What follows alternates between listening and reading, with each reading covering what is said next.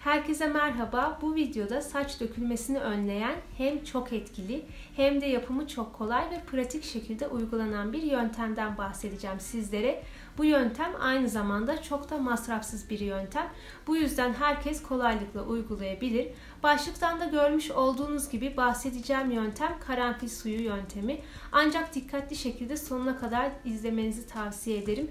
Çünkü bu yöntemi doğru şekilde uygulamazsanız ya daha uzun vadede etkisini görürsünüz ya da hiç etkisini göremeyebilirsiniz.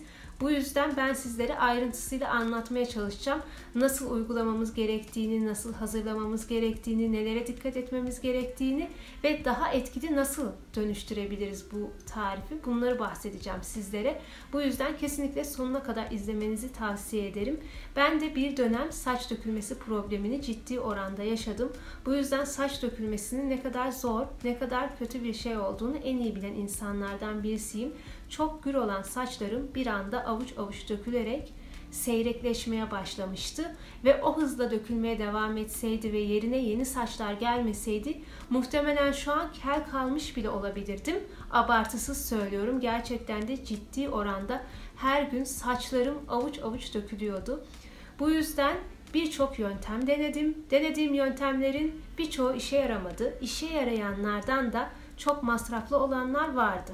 Ya da çok meşakkatli, çok uzun süreç gerektiren yöntemler vardı. Birçoğumuz işe gidiyor, okula gidiyor, evde olanlar üşenebiliyor. Birçok nedenden dolayı zor olanları yapmak biraz insanları yoruyor. Ve sonuç da alamazlarsa daha da kötü olabiliyor. Masraflı olana gelecek olursak birçoğumuzun maddi durumu her şeyi almaya yetmeyebiliyor.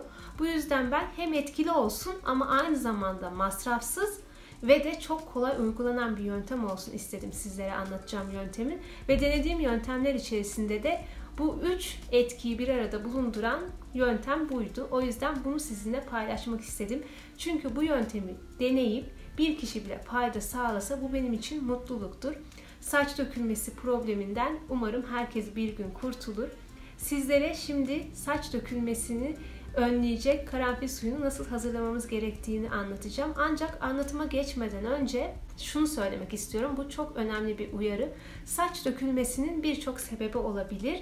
Bu yüzden öncelikle sebebini belirlememiz gerekiyor. Eğer bir sağlık probleminden kaynaklıysa tedavisi yapılmalı. Çünkü demir eksikliği, kansızlık gibi pek çok sağlık sorunundan kaynaklı saç dökülmesi olabilir. Sağlık durumundan dolayı saç dökülmeniz varsa hangi yöntemi denerseniz deneyin fayda göremezsiniz. Sadece benim anlatacağım yöntem için demiyorum. Bütün yöntemler için geçerli bu.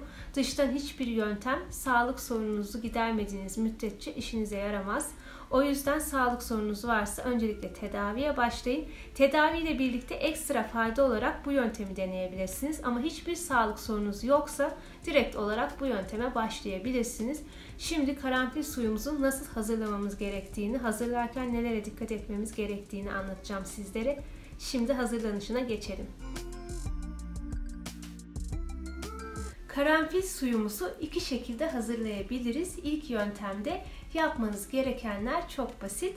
Kaynamış suyun içerisine bir avuç dolusu karanfili ekleyip ılıyana kadar bekletmeniz gerekiyor. Saç derimize uygulayacağımız ılıklığa eriştikten sonra karanfilli suyumuzu süzüp saç diplerine masaj yaparak uygulamamız gerekiyor. Ayrıca içerisine çubuk tarçın da ekleyebilirsiniz. Çünkü çubuk tarçın saçların çok daha hızlı uzamasına etki ediyor. Saçlarınızın hızlı uzamasını da isterseniz karanfil dışında çubuk tarçın da ekleyebilirsiniz. İkinci yönteme gelecek olursak bence bu yöntem çok daha etkili. Çünkü ben iki yöntemi de denedim ve ikinci yöntemden çok daha fazla fayda gördüm. Ancak siz her ikisini de deneyip kendi kararınızı verebilirsiniz. İkinci yöntemde de bir cezve içerisine suyu ekledikten sonra bir avuç dolusu karanfili ekleyeceğiz yine. Ancak bunda kaynayan suya değil, kaynamamış suya ekliyoruz karanfillerimizi. Karanfillerle birlikte kaynatacağız suyu. Kaynamaya başladıktan sonra da 3-5 dakika kadar daha ocağın altını açık tutun. 3-5 dakika sonra ocağı kapatın ve yine bir kabın içerisinde ılıyana kadar bekletin. Ilıdıktan sonra saç diplerimize uygulayacağımız sıcaklığa eriştikten sonra yine saçımızın dibine masaj yaparak uygulamamız gerekiyor. Her gün düzenli olarak kullanmalıyız bu yöntemi. Ayrıca ikinci yöntemde de çubuk tarçını koyabilirsiniz. Her iki yöntem için de geçerli tarçın.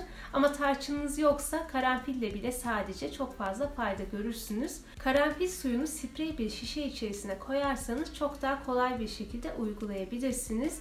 İlk 3 hafta çok önemli. İlk 3 hafta kesinlikle düzenli şekilde uygulamanız gerekiyor. Birinci haftada her gün karanfil suyunu saç diplerinize masaj yaparak uygulamalısınız. İkinci hafta gün aşırı kullanmaya başlayabilirsiniz. Üçüncü haftadan sonra artık haftada bir kez uygulamanız yeterli olur ve taze olarak hazırlamalısınız her gün. Ancak vaktiniz yoksa 2-3 günde kullanabilirsiniz. Fakat bu süreyi daha fazla aşmayın. Ne kadar taze olursa etkisi de o kadar iyi olur. Ve ayrıca karanfil seçimi de çok önemli. Çünkü bayatlamış bir karanfilin pek bir faydası olmaz. Bir karanfilin iyi olup olmadığını da nasıl anlayabileceğinize gelecek olursak bunun da çok kolay bir noktası var. Bu noktaya dikkat ederseniz iyi bir karanfil de seçebilirsiniz. Şimdi biraz da ondan bahsedeceğim.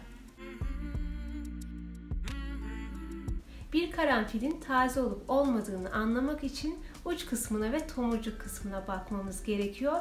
Taze karanfillerin tomurcuk kısımları uç kısımlarına göre daha açık tonda olur.